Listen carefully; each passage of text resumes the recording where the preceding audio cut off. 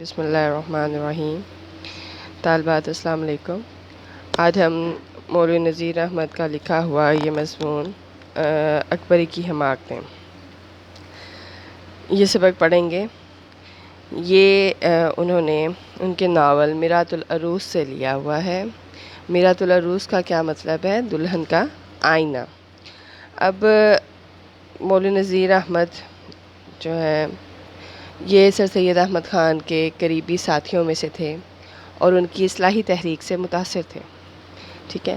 اب سر سید احمد خان نے جہاں مسلمانوں کی اصلاح کے لیے جو تہذیب الاخلاق نامی رسالہ شائع کیا، وہیں مولوی نذیر احمد نے ناولز کے ذریعے یہ کام کیا اور انہوں نے اخلاقی اور معاشرتی اصلاح کے لیے بہت سے ناول تحریر کیے۔ اب ہم یہاں پر ان میں سے یہ ایک ناول تھا جو پہلا ناول بھی کہلایا اور اس کے ساتھ مولوی نذیر احمد کو پہلا ناول نگار بھی کہا گیا۔ اب اس میں ہم اس کو پڑھتے ہیں اور اس کی تشریح ساتھ کرتے جاتے ہیں۔ اکبری مزاج دار بہو ایک خاصی بیوقوف اور پھوہڑ لڑکی ہے جس کی شادی محمد عاقل سے ہوئی۔ اس نے ساس سسر سے لڑنے جھگڑنے کے بعد روٹھ کر اپنے خاوند کے ساتھ الگ گھر میں رہنا شروع کیا، لیکن اس کی بد انتظامی اور ناسمجھی نے گھر کو برباد کر کے رکھ دیا اور اسی دوران وہ کٹنی کے ہتھے چڑھ گئی۔ اب اکبری اور اصغری یہ دو بہنیں تھیں۔ اکبری جیسا کہ اس کے نام سے بھی ظاہر ہے بڑی بہن تھی، لیکن اس کو جو ہے وہ دادی کے لاڈ پیار نے بگاڑ دیا اور پہلا بچہ گھر کا ہونے کے ناطے یہ خاصی لاڈلی تھی اور اسی وجہ سے یہ کافی زیادہ مطلب اپنے لاڈ پیار کی وجہ سے اس کو بہت زیادہ محبت ملی، جس نے اس بچی کو تھوڑا بد مزاج کر دیا۔ ہر کسی سے لڑتی جھگڑتی تھی اور ویسے بھی یہ بد سلیقہ بچی تھی، جبکہ چھوٹی بہن جو اصغری تھی وہ بہت ہی سلیقہ مند، بہت ہی تمیزدار اور جو ہے وہ ہر لحاظ سے دوسروں کا خیال رکھنے والی تھی۔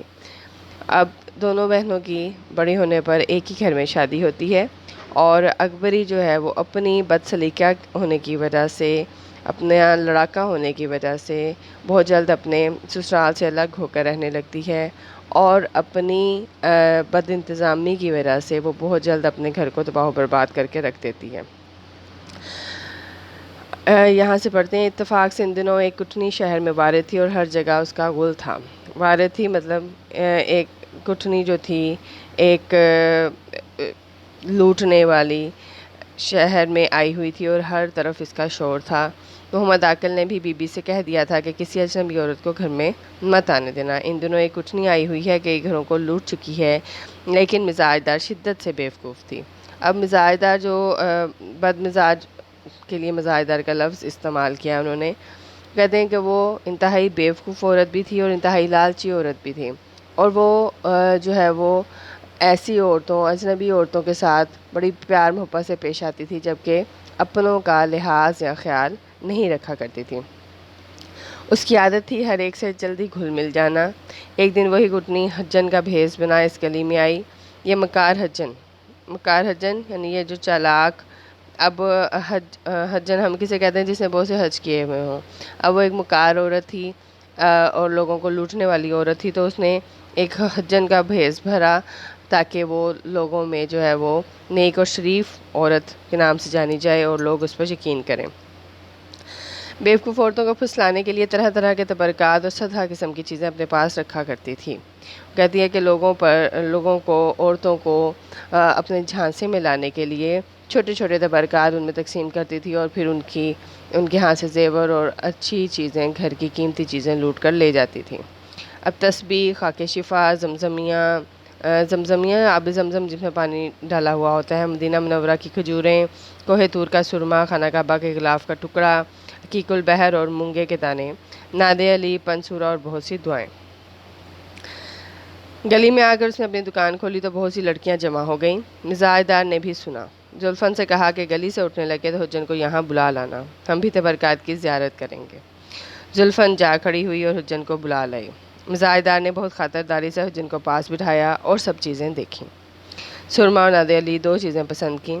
حجن نے مزاح دار کو باتوں ہی باتوں میں تاڑ لیا کہ یہ عورت جلد ڈھب پر چڑھ جائے گی، یعنی کہ آسانی سے جو ہے یہ عورت دھوکے میں آ جانے والی ہے۔ ایک پیسے کا بہت سا سرما تول دیا اور 2 آنے کو نادر علی حوالے کی اور فیروزے کی ایک انگوٹھی تبرک کے طور پر پاس سے مفت دی۔ مزاح دار ریجھ گئی یعنی دیوانی ہو گئی۔ اس کے بعد حجن نے سمندر کا حال، عرب کی کیفیت اور دل سے جوڑ کر 2-4 باتیں ایسی کیں کہ مزاح دار نے کمال شوق سے سنا، یعنی بڑے شوق سے اس نے ان باتوں کو سنا اور اس کی طرف ایک خاص التفات کیا، اپنی محبت جتلائی۔ حجن نے پوچھا کیوں بھی تمہارا کوئی بال بچہ نہیں؟ اب حجن نے دیکھا کہ یہ عورت جو ہے اس کے ہاں مجھے کسی بچے کی آواز نہیں آئی، تو اس نے فوراً اس کا جو ویک پوائنٹ تھا اس پر ہاں اس کو سامنے لاتے ہوئے کہتی ہے کہ ہاں تمہارے کوئی بچے کی آواز مجھے نہیں آ رہی۔ تو مزاح دار نے آنکھ کھینچ کر کہا ہماری تقدیر ایسی کہاں تھی؟ مزاح دار حجن نے پوچھا بیاہ کو کتنے دن ہوئے؟ کہتی ہے ابھی برس روز نہیں ہوا، یعنی ابھی 1 سال بھی اس کی شادی کو نہیں ہوا ہوتا، اور وہ بات ایسے کرتی ہے جیسے بہت عرصہ ہو گیا ہوتا ہے اور اس کے ہاں اولاد نہیں ہوئی۔ مزاح دار کی بے عقلی کا اب تو حجن کو یقین ہوا اور دل میں کہنے لگی کہ اس نے اولاد کا نام سن کر آہ تو ایسی کھینچی جیسے برسوں کا امیدوار۔ حجن نے کہا نا امیدی کی بات نہیں، تمہارے تو اتنے بچے ہوں گے کہ سنبھال بھی نہ سکو گی۔ البتہ بالفعل، یعنی کہ وہ کہتے ہیں فی الحال ابھی تمہارا گھر میں اکیلے رہنے سے دل گھبراتا ہوگا۔ میاں کا کیا حال ہے؟ مزاح دار نے کہا ہمیشہ ناخوش رہا کرتے ہیں، مجھ سے ناخوش رہا کرتے ہیں۔ گز پہلی ہی ملاقات نے مزاح دار نے حجن کے ساتھ ایسی بے تکلفی کی کہ اپنا حال جز و کل اس سے کہہ دیا، یعنی کہ تمام صورتحالوں سے بیان کر دی، اور حجن نے باتوں ہی باتوں میں تمام بھید معلوم کر لیا، تمام راز معلوم کر لیا۔ ایک پہر کامل حجن بیٹھی رہی، ایک پہر تقریباً 3 گھنٹے کو کہا جاتا ہے، ٹھیک ہے۔ رخصت ہونے لگی تو مزاح دار نے بہت منت کی کہ اچھی بھی حجن اب کب آؤ گی؟ حجن نے کہا میری بھانجی مومگروں کے چھتے میں رہتی ہے اور بہت بیمار ہے۔ یہ مومگروں کا چھتا یہ ایک دلی کا ایک محلہ ہے، اس کا نام ہے۔ اسی کے علاج کے واسطے میں آگرے سے آئی ہوں اور اس کے دعا معالجے سے فرصت کم ہوتی ہے، مگر انشاءاللہ دوسرے تیسرے دن تم کو دیکھنے جایا کروں گی۔ اگلے دن حجن پھر موجود ہوئی اور ایک ریشمی ہزار بند لیتی آئی۔ کہتے ہیں کہ دوبارہ سے حجن آتی ہے اور اس کے پاس اب ایک ہزار بند بھی ہوتا ہے، اور مزاح دار دور سے حجن کو آتے دیکھ کر خوش ہو گئی اور پوچھا کہ یہ ہزار بند کیسا ہے؟ حجن نے کہا بکاؤ ہے یعنی بیچنے کے لیے لائی ہوں۔ مزاح دار نے پوچھا کتنے کا ہے؟ حجن نے کہا 4 آنے کا۔ محلے میں ایک بیگم رہتی ہیں، اب غریب ہو گئی ہیں، اسباب بیچ کر گزر کرتی ہیں، میں اکثر ان کی چیزیں بیچ دیا کرتی ہوں۔ مزاح دار اتنا سستا ہزار بند دیکھ کر لوٹ ہو گئی یعنی لٹو ہو گئی۔ فوراً پیسے نکال حجن کے ہاتھ پر رکھ دیے اور بہت گڑ گڑا کر کہا اچھی بھی جو چیز بکاؤ ہوا کرے پہلے مجھ کو دکھا دیا کرو۔ اب دیکھیں وہ آہستہ آہستہ وہ چیزیں لے کر آتی ہے، سستی چیزیں اس نے اس کو بیچ دینی ہے، اور اس کے بعد اس کے ہاں سے اس کا سارا زیور جو ہے وہ لے کے فرار ہو جانا ہے۔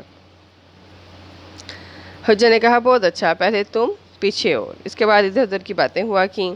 چلتے ہوئے حجن نے ایک بٹوا نکالا اور اس میں کپڑے اور کاغذ کی کئی تہوں میں تھوڑی لونگیں تھیں، اس میں سے 2 لونگیں مزاح دار کو دیں اور کہا کہ دنیا میں ملاقات اور محبت اس واسطے ہوا کرتی ہے کہ ایک دوسرے کو فائدہ ہو۔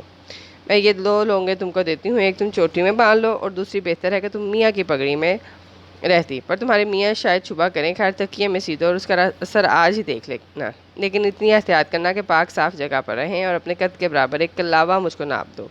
کلاوہ کہتے ہیں سود کے دھاگے کو۔ میں تم کو ایک گنڈا بنوا دوں گی، گنڈا یعنی تعویذ بنوا کے دے دوں گی۔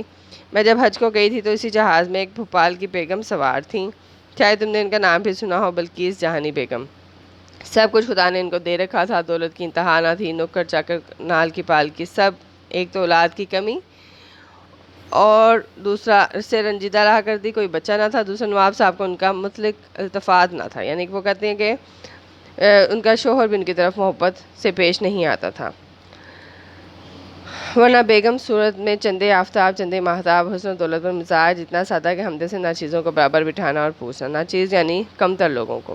اب وہ کہانی سناتی ہے اس کو کہ جو ہے یہ لونگے میں اس وجہ سے میں نے وہ اس جو ہے وہ خاتون اپنے پاس رکھتی تھی، تو اس وجہ سے جو ہے وہ اس کے ہاں اولاد ہو گئی تھی، تو میں یہ لونگے بھی اس لیے تمہارے لیے لائی ہوں۔ اب اس کا تذکرہ سنانے لگی ہے ٹھیک ہے، وہ کہتی ہیں بیگم کو فقیروں پر پرلے درجے کا اعتقاد تھا۔ ایک دفعہ سنا کہ 3 کوس کوئی کامل وارث ہے، یعنی کوئی فقیر آیا ہوا ہے۔ اندھیری رات میں گھر سے یعنی پیدل ہی اس کے پاس گئیں اور پہر تک ہاتھ باندھے کھڑی رہیں۔ فقیروں کے نام کی قربان جائیے، ایک مرتبہ شاہ نے آنکھ اٹھا کر دیکھا، فرمایا کہ جا مائی، رات کو حکم ملے گا۔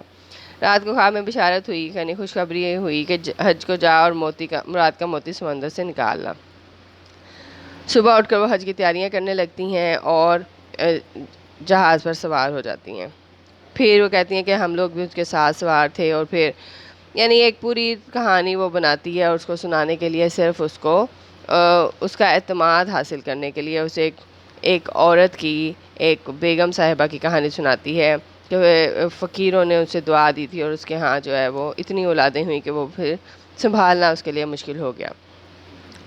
تو یہ لونگیں پھر وہ اس کے ساتھ جوڑتی ہے کہ وہاں سے میں یہ لونگیں لائی تھی، اور یہ میں اب تمہیں دے رہی ہوں، اس لیے تمہارے یہاں پہ انشاءاللہ ضرور اولاد ہوگی، اور اس کو اپنے پاس ہی رکھو۔ 2 لونگیں اور اس کے ساتھ 2 ورقی قاعدے دلچسپ مزاحدہ دل و جان سے معتقد ہو گئیں، یعنی کہ اس کی گرویدہ ہو گئیں۔ حجن 2 لونگیں دے کر رخصت ہوئی۔ مزاحدہ بہو نے غسل کر کپڑے بدل خوشبو لگا، ایک لونگ بسم اللہ کر کے چوٹی میں باندھی، اور میاں کے پلانگ کی چادر تکیوں کے خلاف بدل کر کسی تکیے میں رکھ دی۔ اب وہ جب شوہر گھر آتا ہے، دیکھتا ہے کہ ہر چیز صاف ستھری ہے، چادریں بدلی ہوئی ہیں، بیگم خود بھی تیار ہے، تو وہ اسے خوشی سے باتیں کرنے لگتا ہے، اور وہ اسے اس کے رویے کی وجہ سے، اس کے سلیقہ مندی کی وجہ سے خوش ہوتا ہے، اور مزاج دار یہ سمجھتی ہے کہ شاید یہ انہی لوگوں کا اثر ہے جس کی وجہ سے آج میرا شوہر مجھ سے اتنی محبت سے پیش آ رہا ہے۔ چلیں اس کو یہاں تک رکھتے ہیں، کل ہم انشاءاللہ اس سے آگے پڑھیں گے۔ اپنا خیال رکھیے گا، اللہ حافظ۔